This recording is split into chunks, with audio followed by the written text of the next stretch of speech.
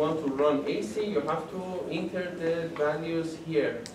Sometimes you want to run a periodic AC simulation, you have to enter the values here. So depending on what kind of simulation you want to run, you have to fill some of these fields. Let's say the voltage value is 1. Okay. It shows 1. We have studied this technology. The threshold voltage is 0.3 volt. Let's say I want to apply 0.4 volt for the VGS. Okay. And then transistor, also let's check the size. So again, you select this, you go to edit, properties, or you select this and press Q. Okay. And then it says the channel length is 45 nanometer, total width is 120 nanometer. So this is the like a minimum width available in this technology. If you go to the bottom here, you see all those source, drain, capacitors. So these are based on the equation of the layout device cross-section that we worked on in the lectures together. Yeah.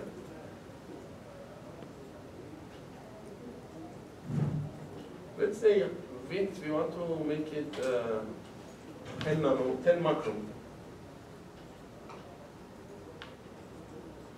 And you see the number of fingers that I talked about it in the class, in analog class.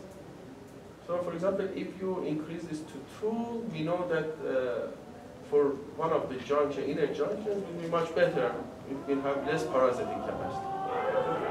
So you make sure you, for example, for your serious designs, you play with the value of finger, and instead of having a very long transistor in the layout, try to come up with a square layout so that number of fingers, when you increase it, your layout looks like a square. Okay. Because usually that shape gives the lowest parasitic values. Okay, now for now this DC analysis, let's not change this. Just let me tell you, if you, for example, change this to 2, it says 2 transistors, each 10 micrometer, so the overall width will be increasing. It will be 20 micrometer.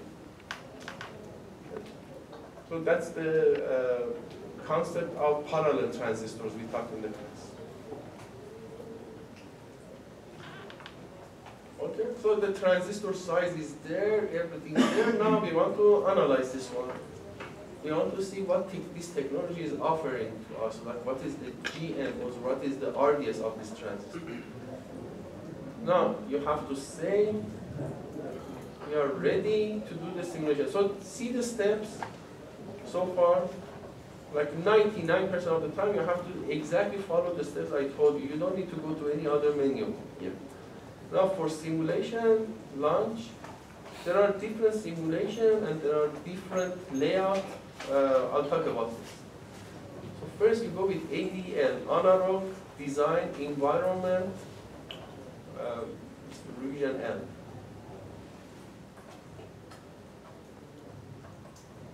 Okay, then this window comes, we have to fill in the blanks here.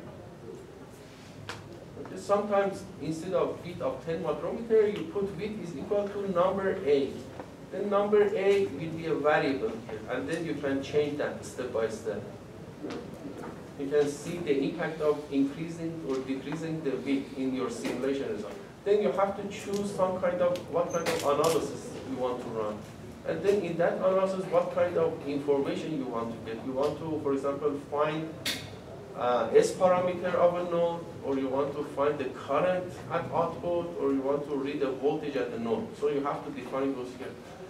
Again, here, you don't need to go to all the menus. The first thing you do, you go to setup, you make sure your model is set up correctly. If this model is not there, then it doesn't know what is your transistor, what are the parameters, and it doesn't simulate anything more. So you have to first verify this.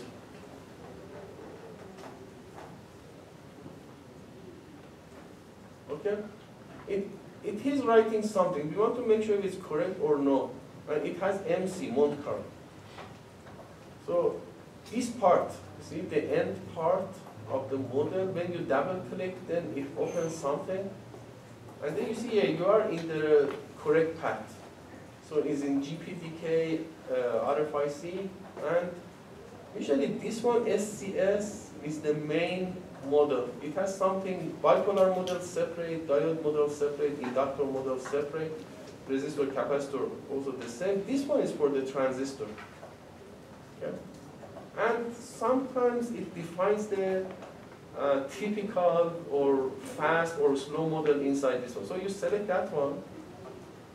And then I'm not sure if I want to run Monte Carlo here. Maybe this is by default. Double click here. See, sometimes depending on where they put your design on the wafer during fabrication, sometimes you get some normal transistors. Sometimes NMOS, PMOS becomes typical, TT. Sometimes your NMOS is like typical, your PMOS is fast, so mobility is faster, or some other, like doping concentration is different. Sometimes both are slow, sometimes fast and slow. And this Monte Carlo is like a combination of these when it runs a simulation. This is not important. These guys are more important. In a company, in real companies, when you design op-amp, that's not it. You have to test for all these because there's no guarantee after fabrication how your parameters will be.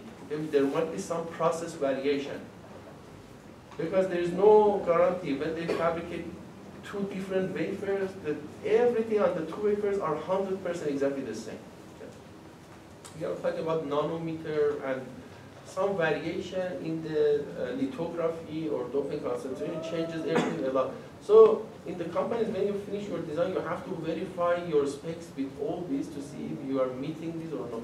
Usually you start with typical model for both to see if you can actually design something to achieve. If you got them, you tweak it and make sure it works for everything. So first thing is that you have to fix them in the setup. Okay, then you go to analysis and you want to choose the analysis that you want to run.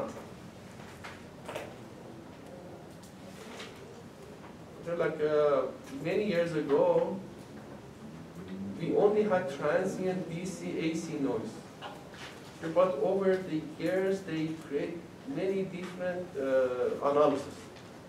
Most of these analyses are advanced. In RFIC 2, I will talk about this analysis. For other courses you guys are taking, only these 4 is enough. Okay. For the RFIC 1, S parameter also is important. Okay. But the others are mainly for RFIC 2. So now you see the importance of RFIC. Okay. There's a Cadence, supplies a design tool for everybody, and you see now like maybe 70% of the simulation are just for RF. Okay. Okay, we want to run DC. Okay, for now, I don't want to sweep anything. I just want to run a simple DC analysis, and you have to enable this. Options don't change anything. This option tells us that, for example, what is when it performs some mathematical, numerical analysis, what will be the errors and things. So everything's defined inside the Cadence, don't change it. Only follow what I'm telling you. So press OK, then you see DC enabled is there. But now we have to see what we want to plot. Let's say I want to plot the current, okay, at this node. Always, whenever you select any node, Cadence calculates the current going out of that node for you. So if you want to plot IDS, current coming through the drain, exiting from the source, you should not select drain. For example, you can select this one, this node. If you select this node, then Cadence choose you the current going out of this node, which will be the same current entering the drain here. Okay? So that's something you have to pay attention, otherwise your result will be inverted. And then if you select the wire, then Cadence selects plus the voltage at that node for you. Okay. So for the current, select these red pins. For the voltage, select the wire. Okay, now we have to say, okay, I want to define output. The output that is going to be plotted, I want to select on the schematic, and I want this current. And you see now there's a signal here showing the current going out of this will be plotted. Okay, so this is there's no variable yet. DC announces this is the current, run.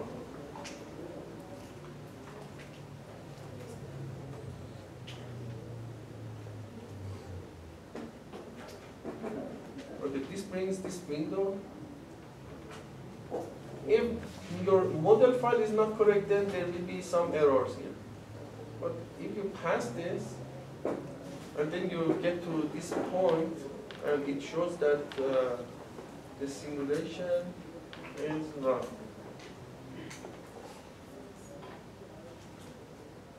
And what you get here, actually, I should have shown you.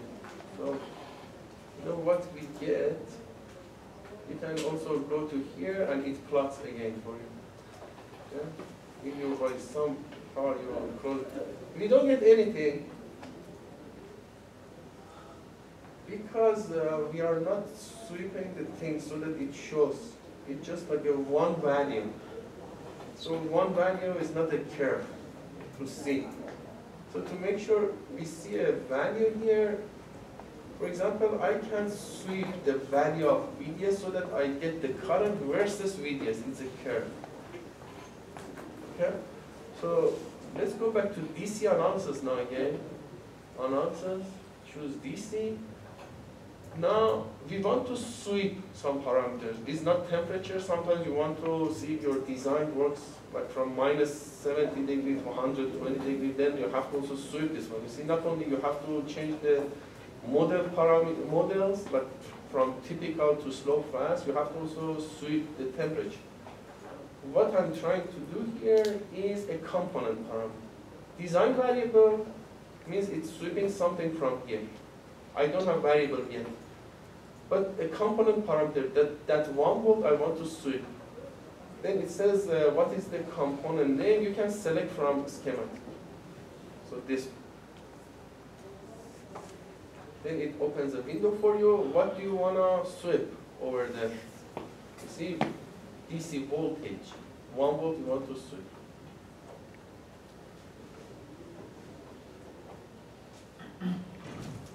Okay, so that's here. What is the start and stop point? Sweep it from 0 to 1 volt. Okay, and then okay. Now you see it modifies this. There is this kind of sweep that we want to perform during DC analysis. Now let's run. You can to run, either you can use this because every time you define something you want to run, so they put this here.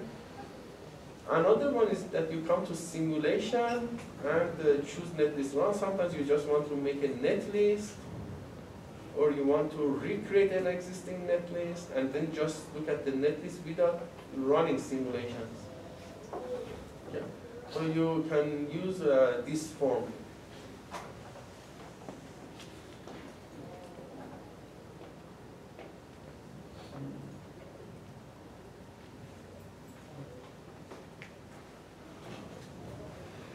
Okay, now you have this curve. Why the current is inverse? It's not the other way. Okay, then I told you run. Whenever you select the current, see, this is how you can also experiment and learn. When you select a node, Cadence plus the current entering that node, not exiting that. Okay. Then let's go back to here. Let's remove this. You can remove this using this. And then or you can just choose, select it and press delete. Then let's choose the correct output. that we need to be plotted, select on schematic. I want to find the current entering this node, so select them. Okay? So where did the simulation? The simulation is here. It's too big. Okay, let's run again.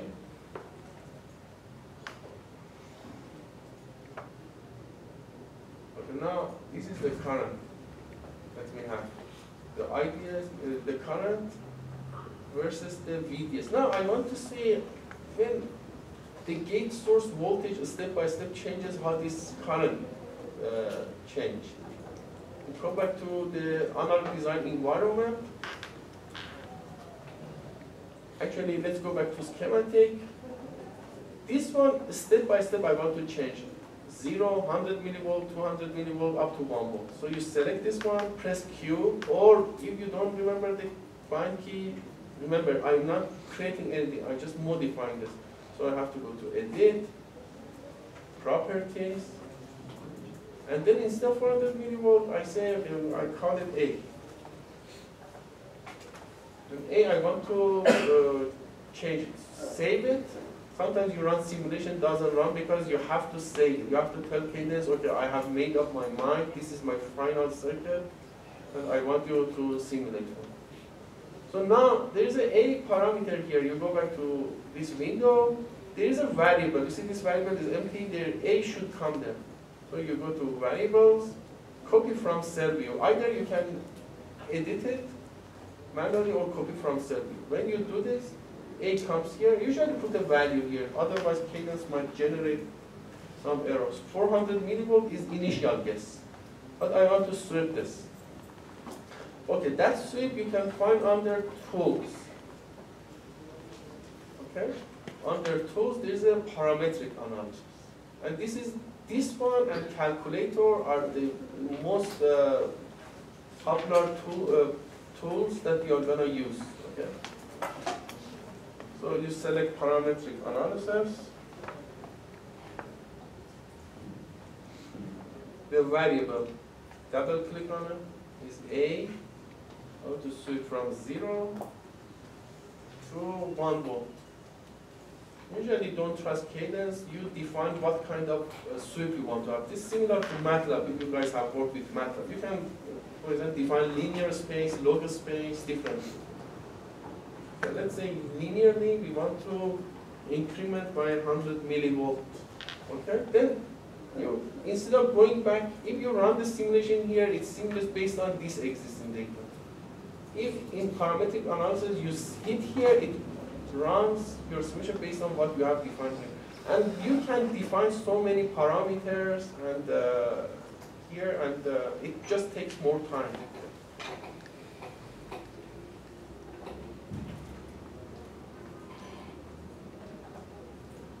Where is that message window? Message window is somewhere in the back. But for every simulation is running, it also writes something there. And then now you see we have this kind of IV curves.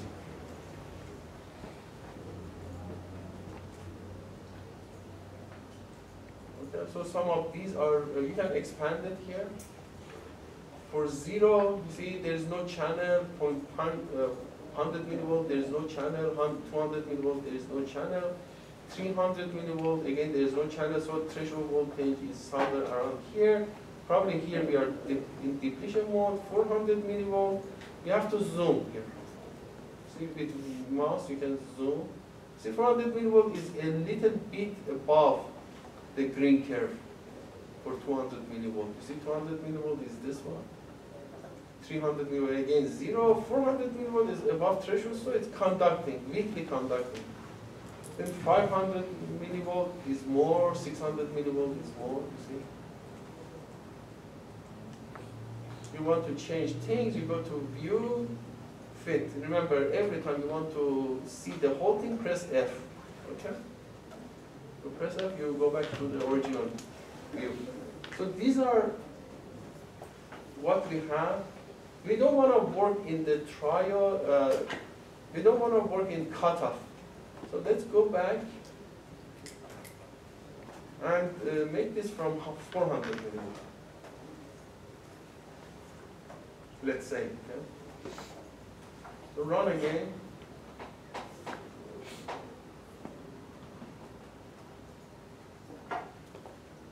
And now, when the channel was off, it's gone. Now from here, I want to see what is the RDS values here. So I want to take a derivative from this curve. Okay? You can either access calculator from here, tools that I said, or the same thing, because calculator is always under tools, you can also go here and use the calculator. Okay. Usually the most important things you guys need in this one is the place that the results are displayed. Either you use calculator here, or you use this one and separate all the answers, split them, or combine them together. Okay? That's it. You know, these are the rest are just for cosmetic. You want to change the font and other. Okay, now let's say we want to measure the RDS resistance. Okay. Let me remove this.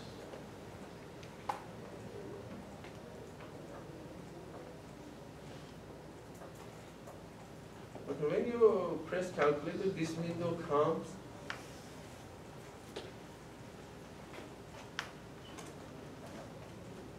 And these are the available functions. And here are, you know, two things are here. One is that you can select the wave directly from the display when the results are displayed and perform some of this function.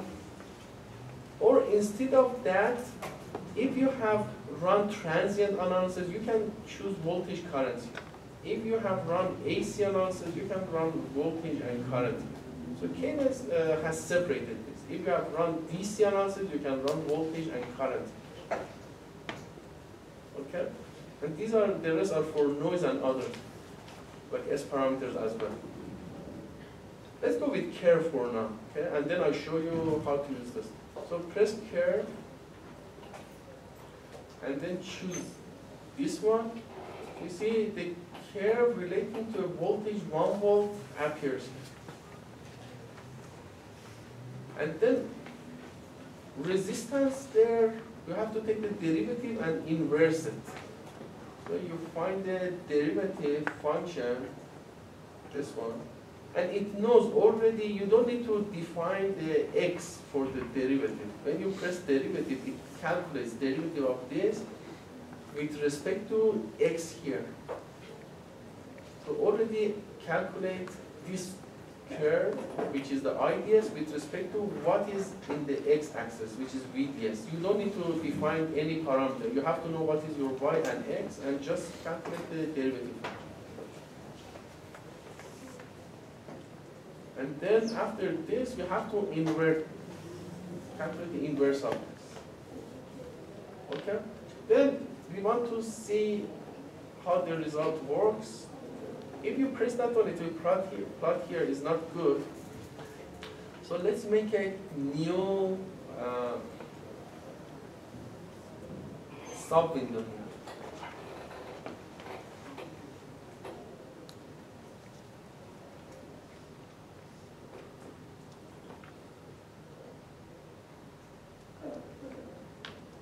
Where can I define the new sub-window?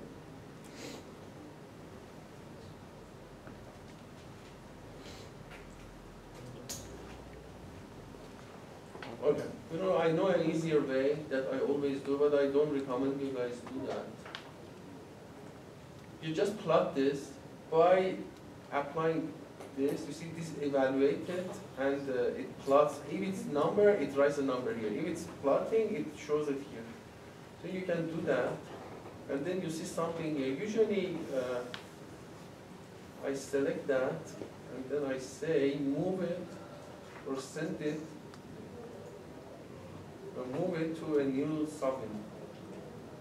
Okay. Then we do the transfer. Maybe that's easy. Okay, now this is the resistance. You see it goes up to 101 kilo ohm for this curve. Okay, now I see that this function works. I want to make everything automated. So instead of this, let me remove the whole thing. Now I want to define a general function. I'm running DC. I want to run something on a function on the current. So you select the current, and then select the current that you define in your simulator is the current through this transistor.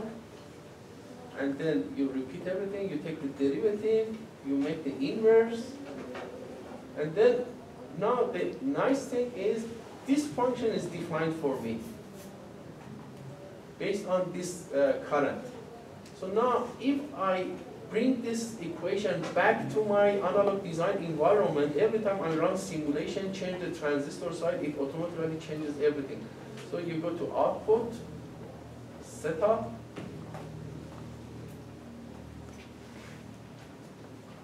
you get expression. Get expression means anything in calculator, write it here. If you have something written here already, you can say open it in calculator. Then it copies the command that you have here into the calculator. We can modify it and get it back. Okay, now let's get the expression, and then let me call this IDS. IDS of the transistor. Then you have to add this. It appears here, okay? Now, we have two things here. See? You can save or you don't need to save. Okay? You save it usually when you want to have the data and then maybe take the data to MATLAB or some other tools for more closely simulation. Okay, now we have this one. I can close the calculator here, I'm done. And I can run the simulation. Okay, it just plot 1. The reason is, can you guys tell me why it just plot 1 here? Which one? We didn't use the A. No, not here. Why instead of like 6 plots, it gave me 1 plot? Loud. Please talk with louder voice. Why is one way? I just want you guys to see if you guys can follow. Yes. We're not doing parametric. Yeah, exactly. Because you know, I hit the analysis here. It just plots something for 400. Yeah, that's good. We didn't use the second one. Second one, exactly. Yeah. So if you mentioned that correct. So if I want to get couple of curves, I have to come back here and press, make sure, you know, I have a parametric analysis. You see, I have different curves, and for example, you choose one, it says is for 400 millivolts. This one is for A equal to 5.5, 500 millivolts. So 500 millivolts probably is this one. Then you know, for example, when you increase the VGS of the transistor, the output resistance decreases. Okay. Okay, the same thing you can do for GM. Exactly the same, similar thing. For GM, I want to step by step change VDS, okay, but VGS will be linearly sweeping from 0 to continuously varied from 0 to, let's say, 1 volt. So you just need to change the location of this. Okay? Let's do that. This one, let's say this value is A. And this one is 1 volt.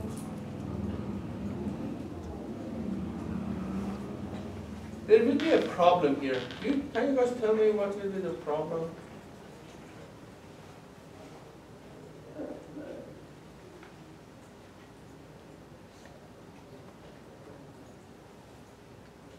Maybe change the junction. VDS, so there will be You have to redefine the junction where you... No, there's something in DC analysis definition. I have to change. Change it to V0. Can you guys tell me what it is? Now I'm trying to find the other IV curves, input IV curves. So VGS will be varied from 0 to 1 volt, but VDS step by step so that I get the GM curves. But what should I change in this mean? This is where I define the voltage. V2. Which one? V2. The component. Yeah, the component. Yeah, right. Because here I'm telling from 0 to 1, change the DC value of V1. But now I want to change VGS from 0 to V1. You see the component name is V0. So you can either manually change or say select on the schematic and then this one. And then it again asks you which parameter. You say VDC. Now is V0 is coming here. Okay, then we are set to go for the input arbitrary. You have to save. We didn't change anything actually. You didn't need to save it. But now DC analysis is correct. A parameter is for the DC, and let's run it.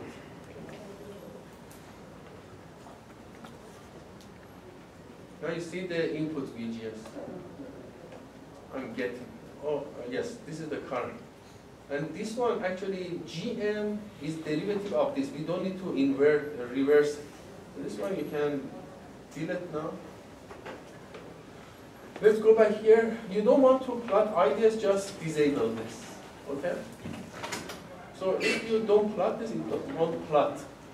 Now let's go back to parametric analysis. First look at the different VDS value. Again, let's change from 400 to 1 volt. Let's see if really we get something that we have studied. You see this curve?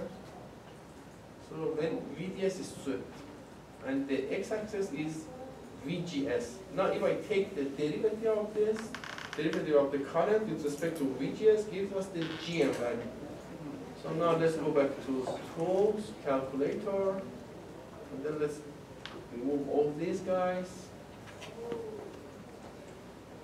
And then take the, I already have practiced, I don't need to repeat with wave. I directly create the function, put it in the ADE window so that I always have it. So I want to get the current at this node and directly going to calculate the derivative of this. And then let's go back to this window, get the expression, output, setup, get expression. Let's call this GM of the transistor. Add it. Okay. This is enabled. Let's run. This one we get one curve only. Is it GM? That becomes maximum for VDS of 400 millivolt at here. Now let's do the parametric analysis, change VDS step by step.